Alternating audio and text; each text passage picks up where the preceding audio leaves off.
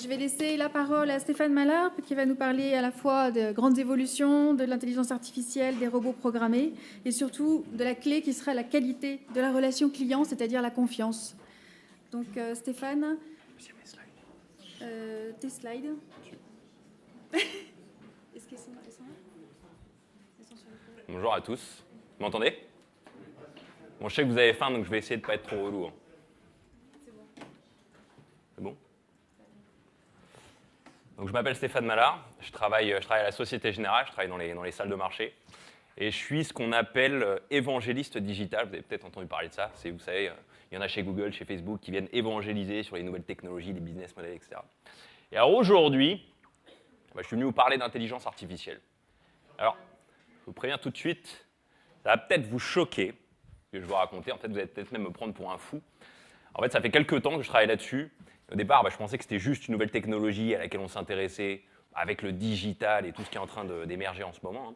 Et en réalité, j'ai compris que c'était beaucoup plus que ça, ce qui est en train de se passer. En fait, il y a une véritable effervescence sur l'intelligence artificielle en ce moment.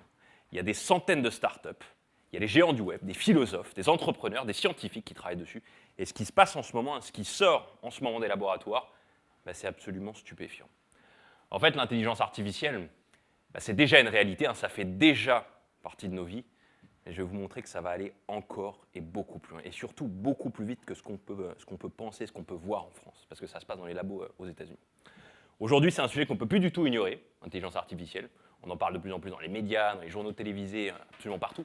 Et peut-être que vous avez entendu, il n'y a pas longtemps, il y a Gilles Babinet. Alors vous connaissez tous Gilles Babinet, c'est notre champion digital pour la France auprès de la Commission européenne. Il suggérait, Gilles Babinet, qu'on s'empare de l'intelligence artificielle à un niveau politique, tellement c'est un sujet qui lui semble important. Donc l'intelligence artificielle, c'est aussi un sujet qui peut faire peur. Ça peut faire peur parce qu'en fait, ça remet en cause beaucoup de choses. Ça remet en cause nos habitudes, nos certitudes, nos croyances. En fait, ça remet même en cause nos convictions les plus profondes. Mais comme je vous le disais, il se passe des choses tellement bluffantes là-dessus en ce moment que je pense que c'est important qu'on commence à en parler très très sérieusement si on veut s'y préparer pour l'intégrer à la fois dans la vie professionnelle, mais aussi, comme je vais vous le montrer aujourd'hui, dans nos vies personnelles. Alors, pour introduire mon propos, j'ai choisi de vous mettre une citation de Larry Page, le cofondateur de Google, qui illustre finalement assez bien ce qui se passe en ce moment sur l'intelligence artificielle. Il nous dit « Il se passe des choses très excitantes à la croisée de la science informatique et de la neuroscience, et il nous est désormais possible de comprendre ce que cela implique vraiment de rendre quelque chose intelligent. » Mais alors finalement, en fait, quand on parle d'intelligence artificielle, qu'est-ce que c'est que l'intelligence artificielle? En fait, l'intelligence artificielle, c'est un concept qui existe depuis très longtemps, dans la littérature, dans les films, absolument partout. Mais alors, ce qui est très intéressant avec l'intelligence artificielle, c'est qu'on en a tous plus ou moins notre propre représentation, notamment grâce à ce qu'on a pu en voir dans les films de science-fiction. Alors, j'en ai mis quelques-uns pour commencer. Je vais être rapide parce que vous avez peut-être vu. Le premier que je vous ai mis en haut à gauche, c'est Minority Report avec Tom Cruise. Alors là, ça se passe dans le futur. C'est des policiers qui utilisent une intelligence artificielle qui est omnisciente, donc qui sait tout, qui voit tout, qui est présente absolument partout. Et alors, cette intelligence artificielle, en fait, elle permet aux policiers du futur d'anticiper les crimes avant qu'ils aient lieu. Ce qui leur permet de les empêcher, ce qui leur permet de les prévenir. Ensuite, le film Her, plus récent, que vous avez peut-être vu. Alors là, c'est l'histoire d'un individu esseulé qui, pour rompre avec sa solitude, va installer sur son smartphone du futur une intelligence artificielle. Et alors, cette intelligence artificielle, elle va l'accompagner. Elle va l'accompagner dans sa vie quotidienne, dans sa vie personnelle, dans sa vie professionnelle. En fait, il va avoir des vraies interactions avec elle, des conversations profondes avec cette intelligence artificielle. Et alors, ce qui est stupéfiant dans le film, ce qui est vraiment bluffant, c'est qu'en fait, elle est tellement sophistiquée, cette intelligence artificielle, que le personnage principal va finir par développer des sentiments, des émotions vis-à-vis de cette intelligence artificielle. En fait, il va tomber amoureux d'elle. D'ailleurs, je ne sais pas s'il y en a parmi vous qui ont vu le film. Il y en a qui ont vu le film? Okay, vous avez peut-être vu que en fait, l'intelligence artificielle dans le film, elle a la voix de Scarlett Johansson. Ensuite, je vous ai mis Matrix, je ne vous en parle pas, vous connaissez tous. La série Real Humans, que vous connaissez peut-être aussi, cette fois-ci, c'est de l'intelligence artificielle personnifiée dans des robots humanoïdes. Et cette intelligence artificielle, elle a une particularité, c'est qu'en fait, elle repose sur les mêmes mécanismes, les mêmes motivations, en fait, les mêmes incitatifs que nous, les êtres humains, à vivre. Je pense à des notions comme la survie, comme la recherche de plaisir, la capacité de jugement, le libre arbitre, en fait, toutes ces notions-là.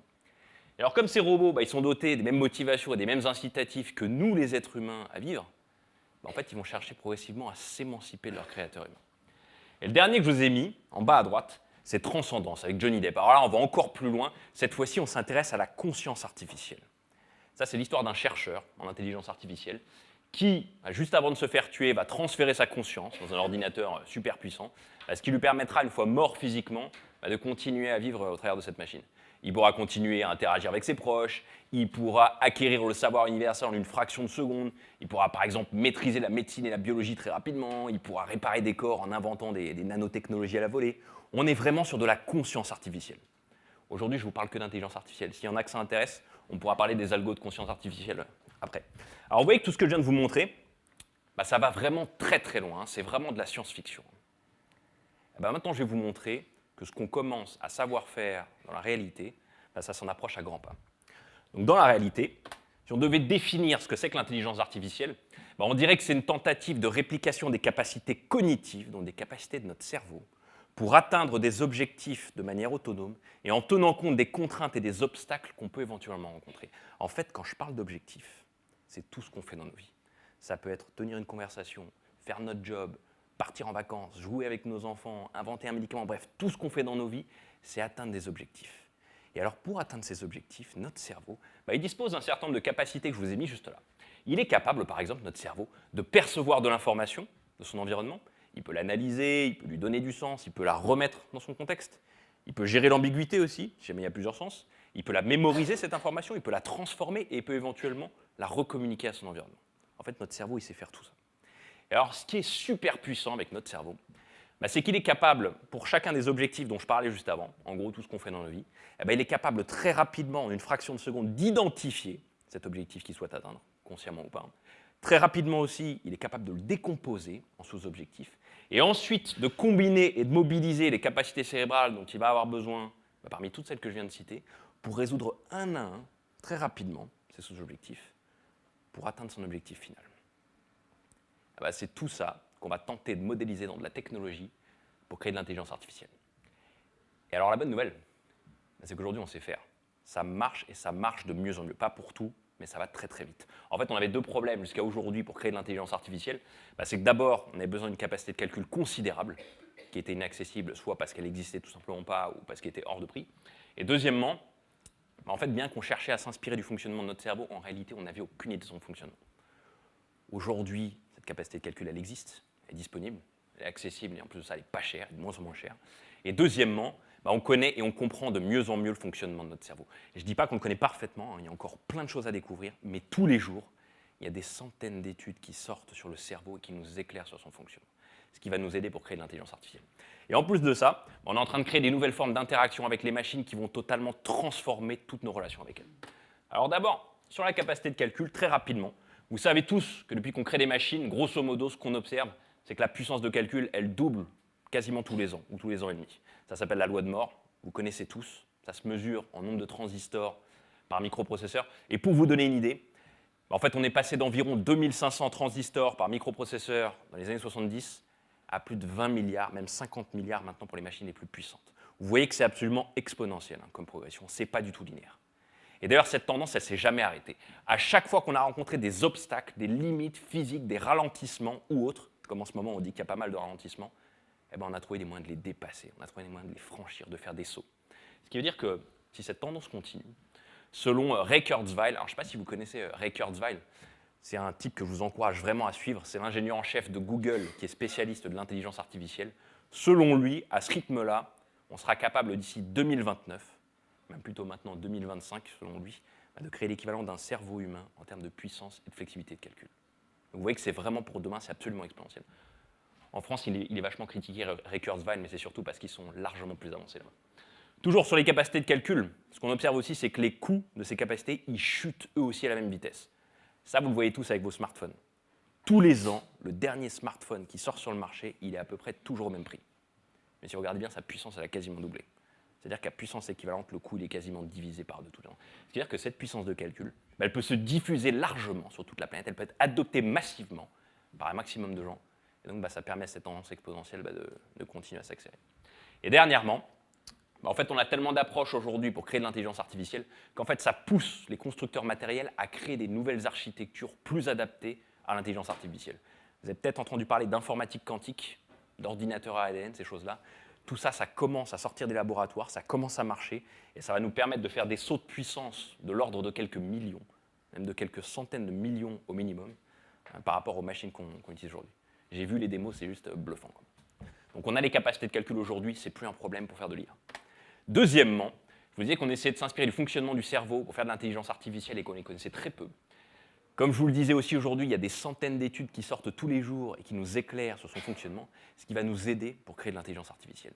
Et en fait, grâce à toutes ces études sur le cerveau, on a pu découvrir 3 mécanismes fondamentaux de son fonctionnement dont on va s'inspirer pour créer de l'intelligence artificielle. Alors ces 3 mécanismes, c'est l'auto-apprentissage, c'est le raisonnement par complexité croissante et c'est l'imitation. Alors l'auto-apprentissage, ça c'est la capacité qu'a notre cerveau, pour mieux appréhender son environnement, pour mieux le comprendre, de poser des hypothèses de manière plus ou moins aléatoire et de chercher à vérifier ces hypothèses en temps réel. En fait, ce qu'il va chercher à faire, notre cerveau, avec ces hypothèses, c'est à se créer sa propre représentation du monde. Et en temps réel, il va chercher à nuancer, à renforcer, à infirmer, à confirmer tout ce qu'il pense, toutes ses convictions.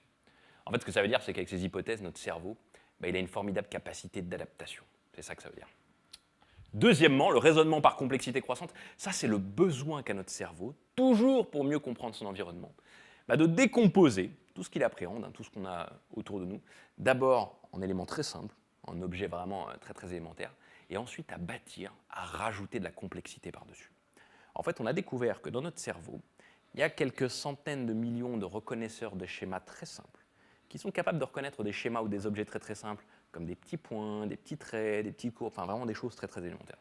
Et en fait, notre cerveau, il sait que s'il les combine, ces schémas très très simples, il pourra se créer des concepts de plus en plus complexes. Par exemple, s'il combine ces petits points, ces petits traits ou ces petites courbes qu'il est capable de reconnaître, il va pouvoir créer des lettres. Et ensuite, il combine ces lettres, il pourra faire des mots. S'il combine ces mots, il pourra faire des phrases, des idées, des concepts, toujours du plus élémentaire, en rajoutant de la complexité par-dessus. Alors j'ai pris l'exemple du langage, mais en réalité c'est valable pour tout ce que fait notre cerveau. Raisonnement, visualisation dans l'espace, toujours du plus élémentaire en rajoutant de la complexité. Et dernier mécanisme de notre cerveau qu'on a découvert, dont on va s'inspirer pour créer de l'intelligence artificielle, c'est sa capacité d'imitation.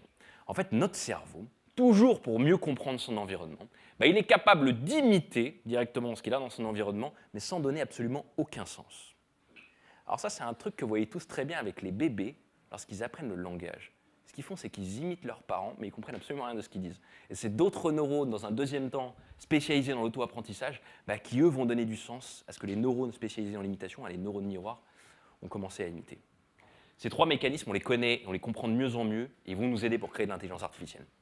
Et troisièmement, je vous disais que ce qui émerge aujourd'hui avec l'intelligence artificielle, c'est qu'on est en train de créer des nouvelles formes d'interaction avec les machines qui vont totalement transformer toutes nos relations avec elles. Vous savez tous que depuis qu'on crée des machines, on a commencé par interagir avec elles avec des claviers, ensuite on a rajouté des souris, maintenant on fait du tactile, mais l'objectif, c'est d'optimiser nos interactions avec les machines, c'est de les rendre les plus fluides, les plus naturelles possibles, pour finalement créer une espèce d'intimité avec les machines. En fait, ces interactions, elles vont tellement vite que demain, on ne sera plus capable de faire la différence entre interagir avec une intelligence artificielle et un être humain, parce que ça avance vraiment à une vitesse exponentielle. C'est le test de Turing. Alors aujourd'hui, on a 3 nouvelles formes d'interaction qui explosent partout sur la planète. On a des interactions par le langage, par la pensée, des interactions cognitives, et aussi des interactions dans l'espace, des interactions gestuelles. Alors les interactions par le langage, il y en a 2 types. On est capable aujourd'hui, avec de l'intelligence artificielle, de comprendre des êtres humains, de plus en plus lorsqu'ils s'expriment, mais aussi de plus en plus, elles peuvent s'exprimer de plus en plus naturellement que nous. Par exemple, aujourd'hui, certains algos sont capables de vous écouter, de comprendre instantanément ce que vous dites, de traduire instantanément ce que vous dites dans une autre langue avec votre propre voix. Encore une fois, demain, on ne fera plus la différence entre vous et la machine parce que c'est exponentiel. Toujours sur le langage, on a aussi aujourd'hui des algorithmes d'intelligence artificielle qui sont capables de traiter intelligemment du langage écrit, du langage textuel. Alors ça, c'est un truc que vous voyez aussi tous très bien avec vos smartphones. Vous savez, c'est les applications de clavier intelligents qui apprennent de votre manière d'écrire. Ils apprennent de votre vocabulaire, de votre syntaxe, de vos habitudes, pour finalement être capable d'anticiper, de prédire les mots que vous allez rédiger. Finalement être capable de rédiger à votre place. Alors pour l'instant, ces algos, ils se concentrent sur la forme de ce que vous avez rédigé, sur les mots, sur le vocabulaire. Mais très vite, et en réalité, ça a déjà commencé, ils vont être capables de traiter le fond. Ils vont être capables de s'adapter à votre interlocuteur, à son humeur, bref, ils seront de plus en plus intelligents contextuellement. Et d'ailleurs, à ce propos, je ne sais pas si vous avez lu dans la presse il n'y a pas longtemps, il y a Google qui a déclaré publiquement qu'ils étaient désormais capables de répondre à vos emails à votre place, parce qu'ils comprennent ce qu'il y a dedans. Deuxième forme d'interaction qui est en pleine expansion, alors là, ce n'est pas de la science-fiction, on est vraiment au croisement des neurosciences, c'est les interactions par la pensée, les interactions cognitives. On est capable aujourd'hui, avec des dispositifs, de capter nos ondes cérébrales, c'est-à-dire les ondes que nos cerveaux génèrent lorsqu'on pense, de les reconnaître de plus en plus précisément, pour ensuite déclencher des actions dans l'environnement. Alors ça, vous avez tous vu ça sur les casques, comme le monsieur peut avoir sur la tête, sur le front. Ce type de casque, il permet à ce monsieur, simplement en se concentrant, de déclencher la prise d'une photo directement dans ses Google Glass.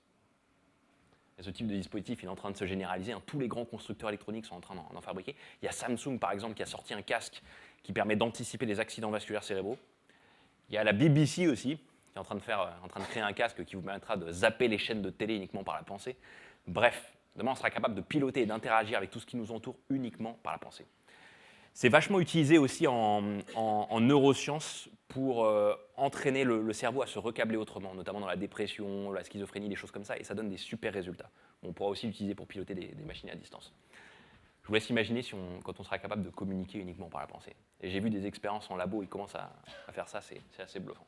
Dernière forme d'interaction qui explose en ce moment, c'est les interactions dans l'espace, les interactions gestuelles. Alors ça, vous avez tous vu ça sur les dernières consoles de jeux vidéo. C'est les consoles devant lesquelles vous pouvez danser et jouer à la console en dansant devant. Là, c'est pareil. Demain, on pourra piloter, interagir avec ce qui nous entoure uniquement en étant reconnu dans l'espace.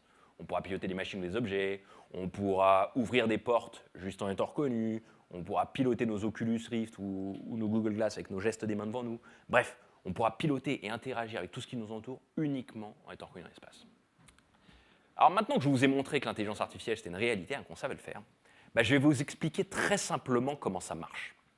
En fait, pour faire de l'intelligence artificielle, on va avoir besoin de deux choses. On va d'abord avoir besoin de quelque chose dont vous avez tous entendu parler, qui s'appelle le big data. Mais en plus du big data, parce que ça, ce n'est pas du tout de l'intelligence artificielle, contrairement à ce que les consultants n'arrêtent pas de nous raconter, du coup, il va falloir rajouter une couche d'intelligence au big data. Alors très rapidement sur le big data, je dis que vous en avez tous entendu parler, c'est vraiment le mot buzz, très à la mode en ce moment. D'ailleurs, il y a des programmes de déploiement de big data absolument partout. Et alors le big data, en réalité, c'est deux choses. C'est d'abord l'agrégation d'un nombre considérable de données. Ça peut être des données internes ou externes à une organisation, des données structurées ou non structurées. L'idée principale derrière le mot big data, c'est de créer une base de données géante, c'est d'avoir le plus de données possible. Et deuxièmement, lorsqu'on parle de big data, implicitement, on fait référence à un traitement mathématique massif de ces données qui vise simplement à établir des corrélations statistiques dans les données. C'est tout, juste des corrélations statistiques. Et ces corrélations statistiques dans les données, on appelle ça des analytics. Et en réalité, avec ces analytics, on peut faire énormément de choses. On peut par exemple connaître parfaitement nos clients. On peut connaître parfaitement nos indicateurs internes, nos forces, nos faiblesses, nos KPIs, nos métriques. Bref, ça fait émerger de l'information qui est plutôt implicite, qui est plutôt cachée dans les données. Mais en réalité, lorsqu'on combine le big data avec ces analytics, donc avec ces corrélations statistiques, on n'est pas en train de manipuler de l'intelligence. En fait, on manipule de la connaissance. Et la différence entre les deux, entre connaissance et intelligence, elle est absolument fondamentale. En fait, lorsqu'on combine le big data avec ces analytics, donc avec ces corrélations statistiques, on modélise la capacité de notre cerveau à apprendre, mais pas à comprendre. C'est-à-dire que si on veut aller plus loin, si on veut vraiment faire de l'intelligence, et en l'occurrence de l'intelligence artificielle, il va falloir rajouter une couche d'intelligence au big data. Et cette couche d'intelligence, ça s'appelle le deep learning. Et c'est ça qui est absolument révolutionnaire en ce moment en matière d'intelligence artificielle. Qu'est-ce que c'est que le deep learning ? En fait, ce sont des algorithmes d'auto-apprentissage extrêmement puissants qui sont capables, dans leur approche exactement comme nos cerveaux, d'abord d'observer des éléments très simples et récurrents dans les données. Et ce qu'ils vont d'abord tenter de faire, ces algorithmes deep learning, c'est qu'ils vont d'abord tenter de poser des hypothèses sur la nature du lien qu'il peut y avoir entre ces éléments simples qu'ils ont vus dans les données. Et une fois qu'ils ont fait ça, ces algorithmes deep learning, ce qu'ils vont tenter de faire, c'est qu'ils vont tenter de les grouper, ces éléments simples qu'ils ont vus dans les données, ils vont tenter de les isoler pour en abstraire un concept plus complexe. Et une fois qu'ils ont créé un concept plus complexe, en partant de ces éléments simples qu'ils ont vus dans les données, ils vont pouvoir s'en servir soit pour créer un autre concept encore plus complexe, soit pour le relier simplement à d'autres concepts créés de la même manière. Je vous donne un exemple. Imaginons que les algorithmes de deep learning, ils observent des centaines de milliers de photos. Et que dans ces centaines de milliers de photos, ils observent toujours les mêmes formes très simples de museau, de pelage ou d'œil. Ils peuvent tenter de les grouper, ces éléments très simples, ils peuvent tenter de les isoler pour en abstraire un concept plus complexe qu'ils vont appeler un chat. C'est totalement naturel et instinctif pour nos cerveaux, ça ne l'est pas du tout pour ces algos qui ont besoin de l'apprendre et de le comprendre par eux-mêmes. Et une fois qu'ils ont créé ce concept de chat, encore une fois en partant de ces éléments simples qu'ils ont vus dans les données, ils vont pouvoir s'en servir pour le relier à d'autres concepts créés de la même manière, comme par exemple la biologie, les vétérinaires, les chats célèbres, bref, tout ce qui peut de près ou de loin être relié au concept de chat. Donc 2 choses fondamentales à retenir sur le deep learning. Premièrement, c'est capable exactement comme nos cerveaux de partir d'éléments simples dans les données pour en abstraire des concepts de plus en plus complexes. Et deuxièmement, toujours comme nos cerveaux, toujours comme nous, ça procède avec une logique exploratoire qui pose des hypothèses de manière plus ou moins aléatoire et qui va chercher à vérifier ces hypothèses, qui va investiguer. Et là où c'est absolument révolutionnaire, c'est qu'en fait, contrairement aux algorithmes préprogrammés qu'on utilisait jusqu'à aujourd'hui dans l'informatique de la connaissance, du big data et des analytics, qui eux fonctionnaient dans un monde plutôt fermé, avec le deep learning, on travaille dans un monde totalement ouvert. On peut se créer et manipuler des concepts de manière totalement illimitée. En fait, ça ouvre le champ des possibles. Donc cette fois-ci, lorsqu'on combine le big data avec le deep learning, on n'est plus en train de manipuler de la connaissance. Cette fois-ci, on fait vraiment de l'intelligence. On modélise la capacité de notre cerveau non plus à apprendre, mais cette fois-ci à comprendre. Et comme je vous le disais au début, les résultats qu'on commence à avoir, ils sont absolument bluffants. Et à mon avis, on n'a encore rien vu parce qu'on est vraiment au tout début. Le premier résultat dont j'aimerais vous parler, ça s'est passé en 2011. C'est une émission de télé très populaire aux États-Unis qui s'appelle Jeopardy. Alors, je ne sais pas si vous connaissez Jeopardy. C'est une émission de télé dans laquelle le présentateur donne la réponse aux candidats et les candidats doivent générer la question associée.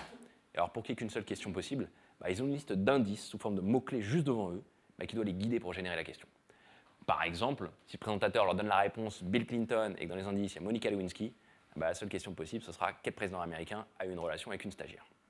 Et alors, ce qu'ils ont fait en 2011, c'est qu'ils ont pris les 2 meilleurs joueurs de toute l'histoire du jeu aux États-Unis, de type qu'on voit sur la photo là, et les ont fait jouer contre Watson. Qu'est-ce que c'est que Watson ? Watson, c'est l'ordinateur cognitif, l'ordinateur équipé d'une intelligence artificielle d'IBM. Et alors, ce qui s'est passé, c'est que c'est Watson qui a gagné. Il les a pulvérisés. D'ailleurs, je vous encourage tous à aller voir la vidéo de la finale sur YouTube. Ils n'avaient même pas le temps de réfléchir que Watson générait déjà les questions en temps réel. Comment il marche, Watson ? En fait, il a 3 principes de fonctionnement. Il est d'abord capable de traiter naturellement du langage. Ça veut dire qu'exactement comme nous, lorsqu'on était petits, il a appris et compris le langage humain, le langage naturel. Enfin, presque comme nous. On parlera des contraintes tout à l'heure. Deuxièmement, toujours comme nous avec nos cerveaux, il est capable de générer des hypothèses de manière plus ou moins aléatoire et il va chercher à vérifier ces hypothèses. Il va investiguer pour se créer sa propre représentation du monde. Et dernièrement, il utilise le deep learning dont je parlais juste avant pour se créer et manipuler des concepts de plus en plus complexes. Ça, c'était en 2011. Aujourd'hui, Watson, il est 24 fois plus précis, performant dans ses réponses et il est 2500% plus puissant qu'en 2011. Vous voyez que c'est absolument exponentiel ce qui se passe, ce n'est pas du tout linéaire. C'est difficile à croire parce qu'en fait, notre cerveau, il marche en mode linéaire. Alors, ce qui se passe, c'est vraiment exponentiel. Et puis, auparavant, Watson, en 2011, il tenait dans une pièce, à peu près la moitié, voire un quart de celle-ci. Aujourd'hui, il tient dans une boîte à pizza. En fait, demain, vous l'aurez tous dans vos poches. Alors, évidemment, depuis la victoire de Watson à la télévision, on a déployé son intelligence dans tous les secteurs. Je vous ai mis les plus impressionnants ici. On a commencé par la médecine, par la santé. Alors là, c'est très impressionnant. Ce qu'on a fait faire à Watson, c'est qu'on lui a fait lire et comprendre des centaines de milliers d'études sur le cancer. Et en 2 semaines de lecture intensive, il a été capable de trouver 6 molécules utiles contre le cancer. Pour vous donner un ordre de comparaison, une équipe de chercheurs qui n'utilise pas Watson, elle met en moyenne 1 an pour trouver une seule molécule sans être sûr qu'elle soit utile. Watson, en 2 semaines, il en trouve 6. Les 6, elles sont fonctionnelles. Vous voyez que ça va bouleverser totalement la manière de faire de la recherche. Ça va surtout totalement l'accélérer. On utilise aussi Watson, toujours dans la médecine, cette fois sur des patients qui ont des cancers atypiques. Alors cette fois, ce qu'on fait, c'est que le médecin rentre les données du patient dans Watson. Watson traite la littérature scientifique et il fait ensuite des propositions de diagnostic pour ces patients qui ont des cancers atypiques, mais il fait aussi des propositions de traitement avec des probabilités associées de succès de ces traitements. Vous voyez que ça bouleverse aussi totalement la manière de faire de la médecine. On utilise aussi Watson dans la banque, dans la finance. Alors là c'est très secret.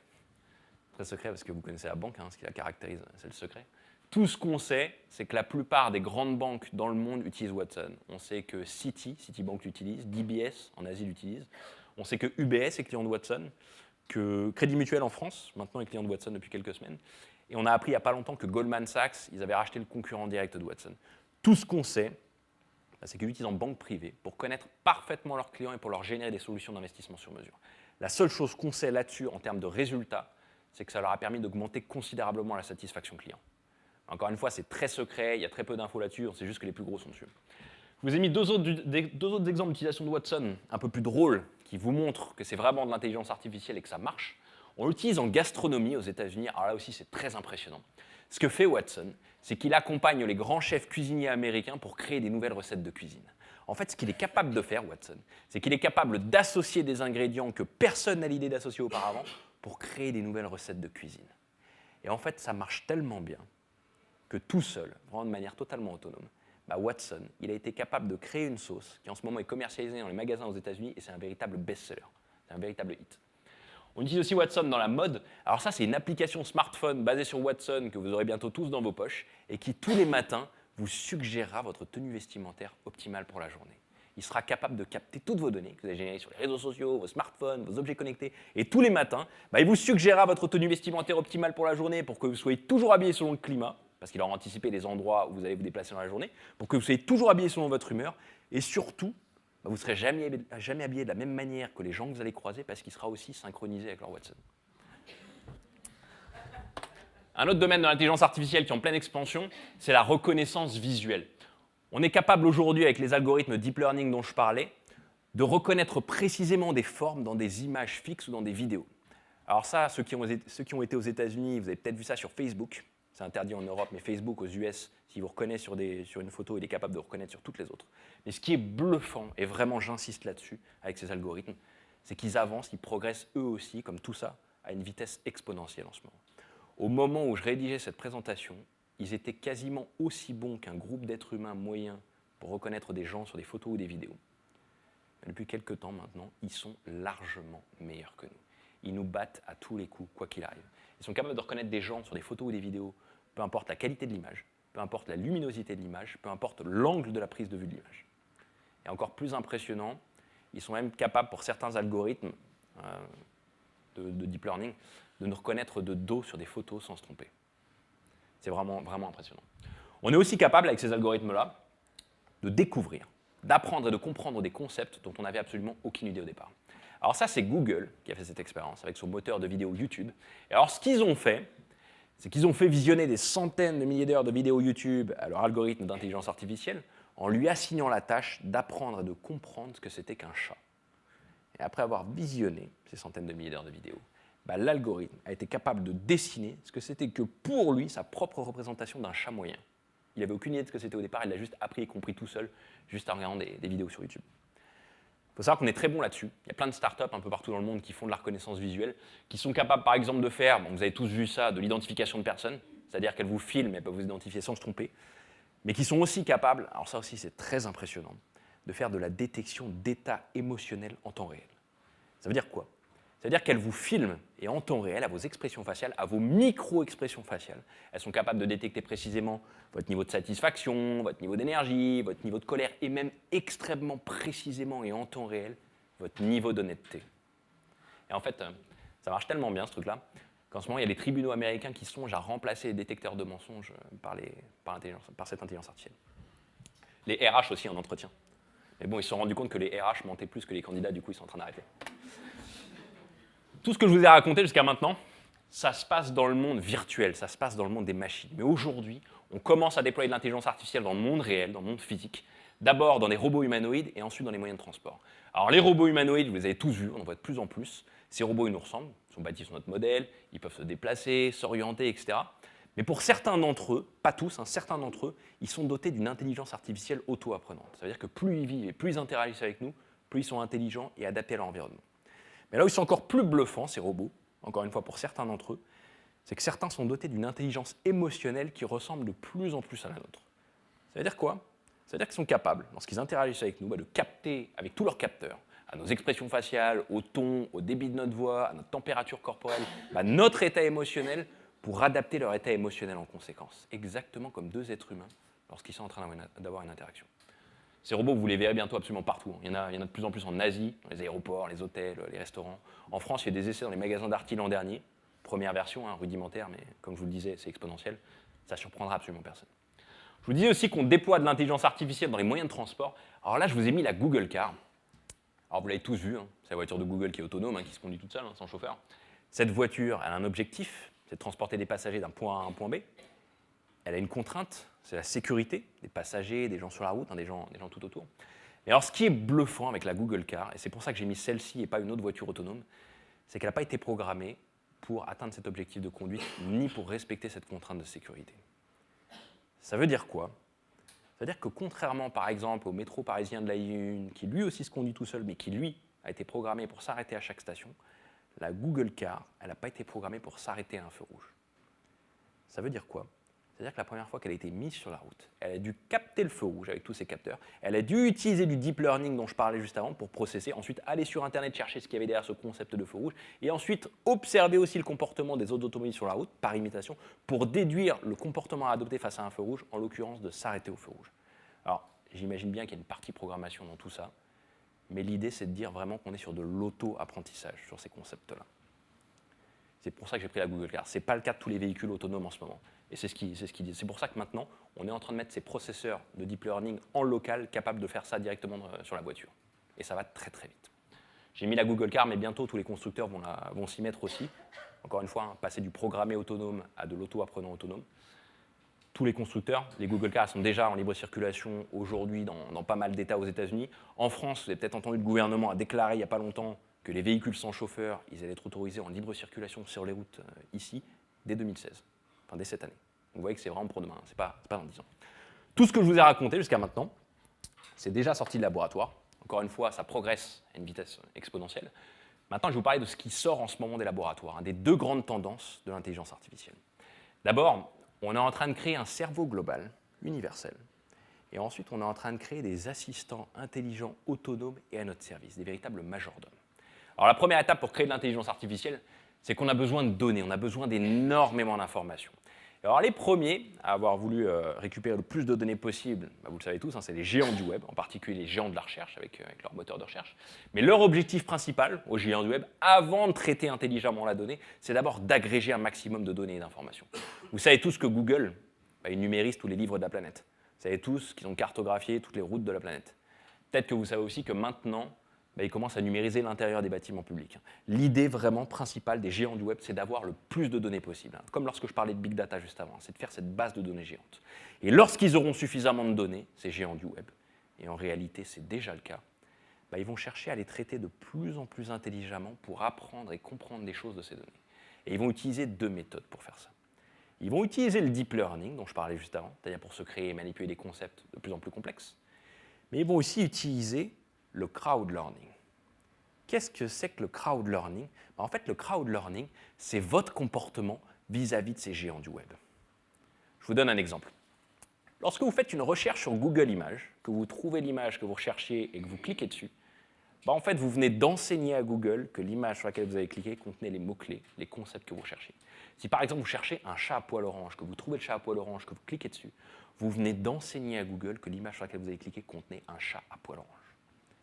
Ça veut dire quoi? Ça veut dire qu'ensuite, Google il peut faire exactement comme ce que je vous racontais avant sur les vidéos de chats. C'est-à-dire qu'il peut agréger toutes les recherches que les gens ont faites et ce sur quoi ils ont cliqué, et ensuite utiliser du deep learning pour apprendre et comprendre tout seul ce qu'il y avait derrière ce que les gens ont cherché et ce sur quoi ils ont cliqué. C'est pour ça qu'il y a cette bataille de données sur le stockage avec les géants du web. Et en fait, ça marche tellement bien. Cette combinaison de deep learning et de crowd learning, ça marche tellement bien que vous avez peut-être vu il n'y a pas longtemps, il y a Facebook qui a ouvert le sien, mais il y a aussi Google qui va lancer le sien. C'est une plateforme, une application dans laquelle vous aurez juste à glisser une image, peu importe l'image, et Google sera capable de vous décrire précisément et de plus en plus précisément ce qu'il y a sur cette image. Si par exemple vous mettez un monsieur à barbe qui est en train de jouer de la guitare avec un t-shirt noir, Google sera capable de vous le décrire précisément, parce qu'en combinant le deep learning avec le crowd learning, il aurait été capable d'apprendre et de comprendre ce que c'est qu'un monsieur, ce que c'est qu'une barbe, ce que c'est qu'un t-shirt, ce que c'est que la couleur noire, ce que c'est qu'une guitare, même ce que ça veut dire jouer de la guitare, de manière totalement autonome. Enfin, totalement, pour l'instant, il y a un peu de supervisé, mais le Graal, c'est d'aller vers du totalement autonome. Encore une fois, je ne parle pas des algos de conscience artificielle. Imaginez ce qu'on sera capable de faire si on combine du deep learning avec du crowd learning, par exemple sur de l'imagerie médicale. En fait, on a déjà commencé à le faire et les résultats, ils sont juste époustouflants. Ou par exemple, chez nous, dans la banque, sur des graphiques sur les marchés financiers. Le potentiel de combinaison du deep learning avec le crowd learning, il est absolument illimité. Bon, le problème avec le deep learning, par contre, c'est que comme c'est des réseaux neuronaux complexes avec des couches de complexité, on n'est pas toujours capable de comprendre pourquoi ils ont pris telle ou telle décision. C'est un peu embêtant quand on veut prendre une décision d'investissement, par exemple. Alors évidemment, ça c'était la première étape. La deuxième étape, c'est la création d'assistants intelligents autonomes à notre service, des véritables majordomes. Alors vous connaissez peut-être Siri sur vos iPhones. Vous savez, Siri, c'est le petit assistant à qui on peut parler. Alors pour l'instant, il est très rudimentaire. On peut lui demander des choses simples comme de nous dire combien d'habitants aux États-Unis, ou alors de rédiger puis d'envoyer un texto pour nous, enfin vraiment des choses très élémentaires. Ces assistants, ils sont en train de se généraliser. Vous avez vu la sortie des bots. Ils vont être présents absolument partout autour de nous. En fait, ça va être les interfaces standards avec lesquelles on va interagir en permanence, peu importe le niveau d'interaction. Et ils vont chercher à capter toutes les données qu'on va générer. Celles qu'on va générer dans nos smartphones, nos objets connectés, nos recherches sur Internet, nos contacts, nos emails, nos données GPS dans le téléphone, nos dépenses, nos données de santé, bref, toutes les données qu'on va générer pour nous connaître davantage, pour nous connaître toujours plus. En fait, ces assistants intelligents, ils finiront par tellement nous connaître qu'ils nous connaîtront mieux qu'on se connaît nous-mêmes. Et plus on interagira avec eux, avec ces assistants intelligents, plus ils vont être capables de faire des choses, comme par exemple de nous suggérer des informations et des contenus en temps réel adaptés à tous les secteurs de nos vies. Contrairement à Amazon et Netflix, qui aujourd'hui vous recommandent des livres ou des films en fonction de ce que vous avez acheté précédemment ou des consommateurs auxquels vous ressemblez, c'est-à-dire encore une fois qu'ils fonctionnent dans une logique de connaissance, de big data et d'analytics. Ces assistants, ils seront réellement intelligents. Ils seront capables de se mettre à votre place et de vous surprendre avec des informations et des contenus toujours utiles, toujours pertinents, toujours adaptés à vous. En fait, exactement comme le ferait un ami. Et plus on interagira avec eux, avec ces assistants intelligents, plus ils nous connaîtront en captant toutes ces données, plus ils vont être capables de faire des choses, et en réalité, ça a déjà commencé, comme par exemple de remplacer nos médecins.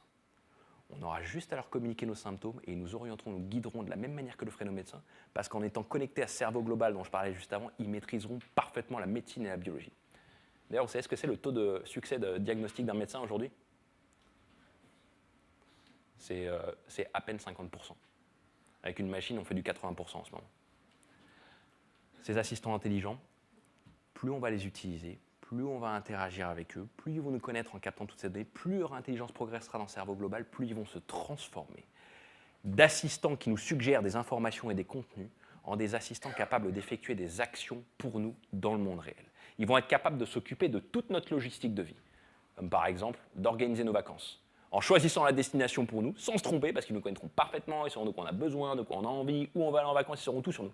Ils pourront s'occuper de la réservation, peu importe les étapes, peu importe la complexité, même s'il faut discuter avec quelqu'un au téléphone, ils sauront le faire parce qu'ils maîtriseront le langage humain. Ils pourront s'occuper du paiement, de la logistique pour aller en vacances, une fois en vacances, pour revenir, bref, ils s'occuperont de toute notre logistique de vie.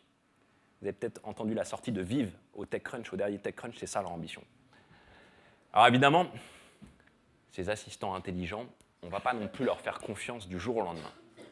Ce qui veut dire que dans un premier temps, exactement de la même manière que lorsqu'on monte dans une voiture pour la première fois, on teste les freins, les premières fois qu'on va utiliser ces assistants, on va certainement vérifier, vous allez certainement contrôler qu'ils effectuent bien ce qu'ils vous suggèrent de faire. En fait, vous allez éprouver leur fiabilité. Mais vous serez tellement stupéfait par leur intelligence, par leur pertinence, par le fait qu'ils sont toujours utiles, qu'ils ne se trompent jamais, qu'ils sont toujours à votre service, que vous leur ferez progressivement confiance et que vous leur laisserez progressivement la main pour agir en votre nom. Ce qui veut dire que dans un premier temps, ils vont peut-être vous suggérer d'effectuer des choses pour vous, comme par exemple de s'occuper de payer vos impôts, de s'occuper de faire vos courses, puis vous allez certainement devoir valider ce qu'ils vous suggèrent, puis vous irez vérifier qu'ils l'ont bien fait. Mais dans un deuxième temps, vous leur ferez entièrement confiance et vous leur aurez totalement laissé la main.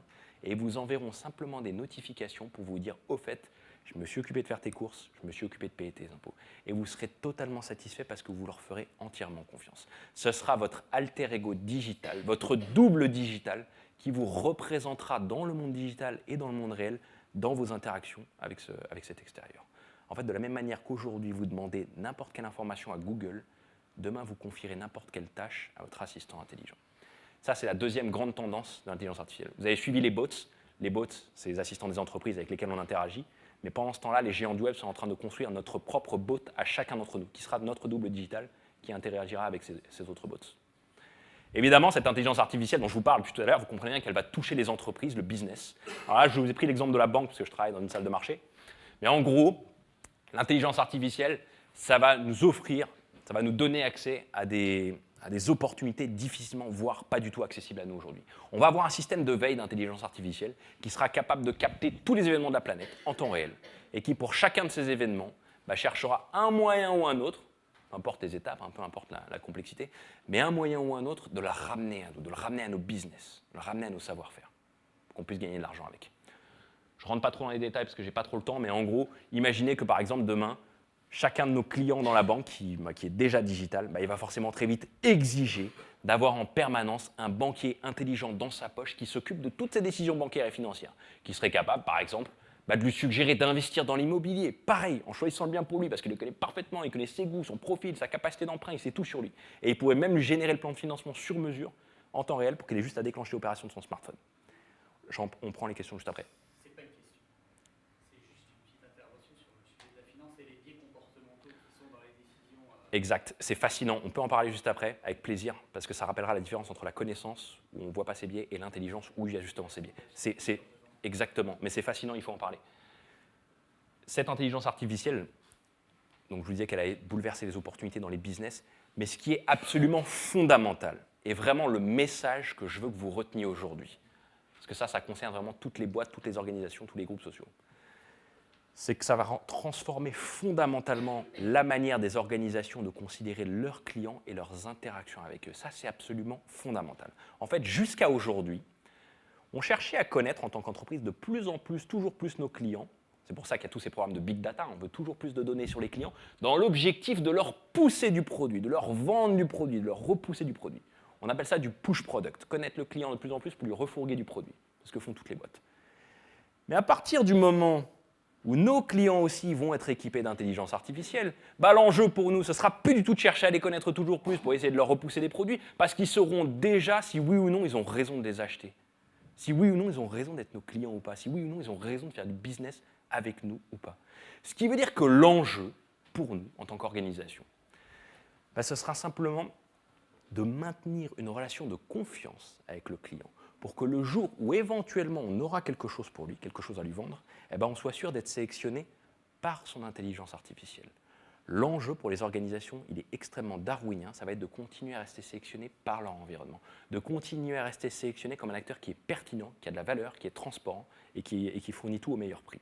En fait, vous savez bien qu'un bon vendeur, il fait déjà ça. Vous allez à la FNAC pour acheter un ordinateur, le bon vendeur, il qualifie votre besoin et vous dit « j'ai des trucs super en stock », mais pour toi, c'est plutôt celui du concurrent. En faisant ça, il n'a pas fait la vente de sa boîte, mais il a maintenu la confiance, ce qui veut dire que vous retournerez toujours le voir. Si une boîte ne maintient pas la confiance demain, elle sera éliminée du marché par l'intelligence artificielle qui vont tous nous représenter dans ces interactions. Et en fait, chez nous, on a assez bien compris ça à la Société Générale, puisque c'est exactement ce dont parle notre directeur général, Frédéric Oudéa, dans le fait de devenir stratégiquement la banque relationnelle de référence. Ça doit être le cas au niveau de l'univers physique, ça va être le cas au niveau des interactions entre les intelligences artificielles. L'intelligence artificielle, je vous disais aussi qu'elle allait bouleverser nos manières de travailler, parce que ces assistants intelligents dont je vous parlais juste avant, qui vont tous nous équiper dans nos vies personnelles, on va aussi tous les avoir dans nos vies professionnelles. Dans tous les métiers, peu importe notre job, notre business, notre industrie, on sera tous équipés d'un assistant intelligent qui vérifiera, qui contrôlera toutes nos tâches, qui optimisera nos décisions, ce qui veut dire que chacun d'entre nous, peu importe son job, va pouvoir se concentrer sur l'essentiel. Ces intelligences artificielles, en fait, dans nos organisations, elles sont déjà capables de faire des choses très simples, comme par exemple de venir avec nous en réunion, d'écouter chacun des participants de la réunion, et à l'issue de la réunion, de générer en temps réel le compte-rendu de la réunion. Des trucs super simples comme ça, elles savent déjà le faire. Elles sont aussi capables de faire des choses plus complexes, comme par exemple de venir avec nous en réunion et de participer activement à la réunion. Ça, je vous en parle parce que ça existe, c'est encore IBM qui fait ça. Ça s'appelle le Watson Advisor, c'est utilisé en fusion-acquisition.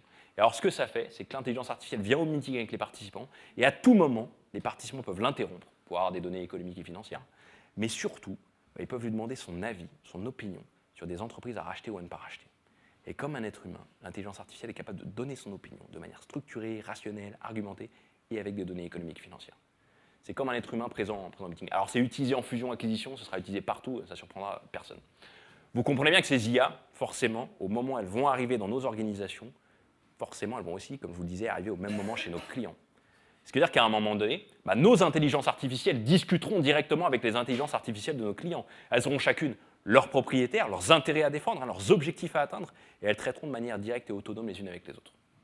Et ces intelligences artificielles, je vous disais qu'elles nous toucheraient de manière universelle, ce qui veut dire qu'elles vont même aller jusqu'à des endroits un peu inattendus aujourd'hui, comme par exemple jusqu'au conseil d'administration.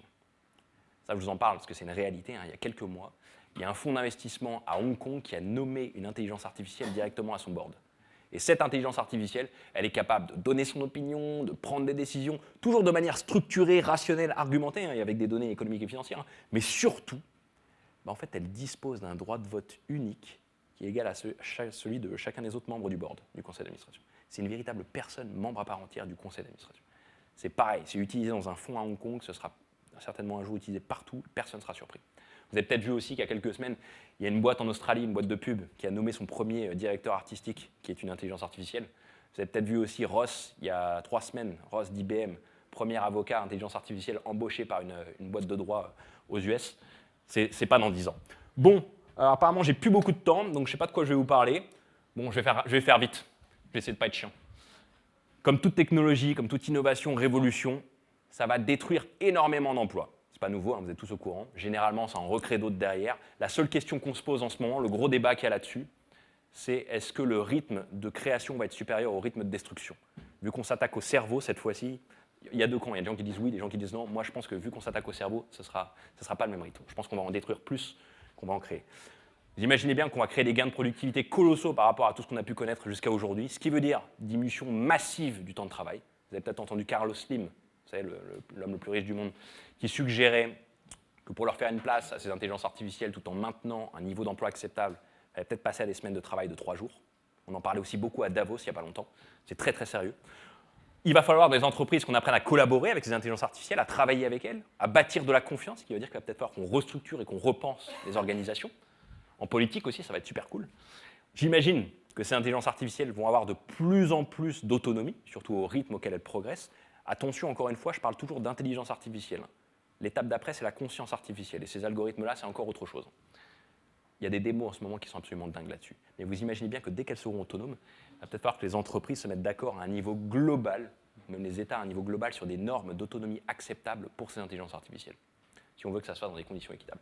Et dernièrement, comme n'importe quelle personne physique ou morale qui est capable d'agir sur son environnement, il va falloir définir des responsabilités juridiques pour ces intelligences artificielles. Il va falloir définir un cadre légal. Parce qu'imaginons que 2 véhicules autonomes ne peuvent pas éviter un accident, lequel elles choisissent. Est-ce qu'elles sauvent la vie d'une famille face à un homme seul dans sa voiture? Ou est-ce qu'elles sauvent la vie de l'homme seul si c'est un futur prix Nobel qui va sauver des millions de vies dans le monde entier? Qu'est-ce qu'on fait? Est-ce qu'on jette un dé? Est-ce que c'est le hasard? Est-ce qu'on leur donne une personnalité comme ils l'ont fait aux États-Unis avec l'intelligence artificielle de la Google Car? Qu'est-ce qu'on fait dans une situation où, par exemple, un drone intelligent décide de lancer une guerre contre un pays, tout seul, avec ses propres arguments, qu'il aurait trouvé tout seul? Qu'est-ce qu'on fait si, par exemple, dans la banque chez nous, on a des intelligences artificielles qui engendrent une perte considérable sur les marchés financiers? Toutes ces questions, il faut réfléchir dès maintenant. Il y a énormément de comités d'éthique qui émergent sur toute la planète pour y réfléchir, chez Google, chez Facebook, enfin chez les géants du web, dans les facs de la Ivy League aussi, à Harvard, Stanford, Cambridge et au MIT. Elles sont très très sérieuses. Vous avez tous lu il n'y a pas longtemps aussi, j'imagine, Bill Gates et Steve Wozniak, le fondateur d'Apple, qui lançait un énorme warning là-dessus. Il faisait référence aux questions d'éthique et de responsabilité. Stephen Hawking aussi, Elon Musk aussi, hein. Il y en a plein, il y en a de plus en plus. Ce que je voulais vous dire aujourd'hui, c'est qu'on est vraiment à l'aube d'un changement de paradigme radical. En fait, jusqu'à aujourd'hui, vous avez travaillé avec des machines de plus en plus puissantes, mais pas du tout intelligentes.